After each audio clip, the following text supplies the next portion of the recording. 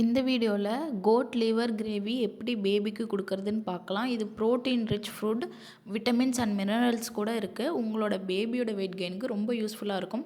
So அதுக்கு first ஒரு half பெரிய வெங்காயம், பூண்டு ஒரு 4 பல், ஆஃப் தக்காளி, வாஷ் பண்ணி வச்சுருக்க லிவர் எடுத்துக்கோங்க.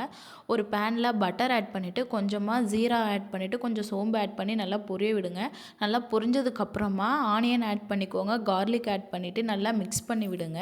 அதுக்கப்புறமா நல்லா வணங்கிருச்சு அப்படின்னா நீங்கள் டொமேட்டோ ஆட் பண்ணிக்கலாம்.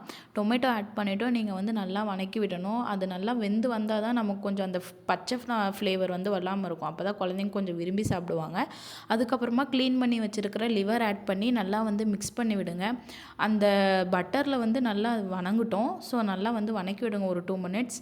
அதுக்கப்புறமா டர்மரிக், மல்லி பவுடர், பெப்பர், சாம்பார் பவுடர் கொஞ்சம் ஆட் பண்ணி நல்லா மிக்ஸ் பண்ணி விடுங்க. காரம் தட்டுப்படாமல் இருக்கணும். பேபி அப்போ தான் கொஞ்சம் கூட வேஸ்ட் பண்ணாமல் சாப்பிடுவாங்க. ஸோ நல்லா மிக்ஸ் பண்ணி விடுங்க. அந்த காரம், உப்பு எல்லாமே லிவரில் ஏறி வரட்டும். ஸோ ஒரு 2 நிமிஷம் அப்படியே ஃப்ரை பண்ணி விடுங்க. அதுக்கப்புறமா வாட்டர் ஆட் பண்ணி கொதிக்க விட்டிங்கன்னா ஒரு 2 நிமிஷத்துலேயே கிரேவி நமக்கு ரெடி ஆகிடும். சாதத்தோட, தோசை, இட்லியோட கூட நீங்கள் உங்கள் பேபிக்கு நீங்கள் சர்வ் பண்ணலாம். அவ்வளோ விரும்பி சாப்பிடுவோம். நான் என் பேபிக்கு சாதத்தோடு தான் ஊட்டி விட்டேன். அவன் நல்லாவே விரும்பி சாப்பிட்டான். ஒரு வாய் கூட வேஸ்ட் பண்ணல.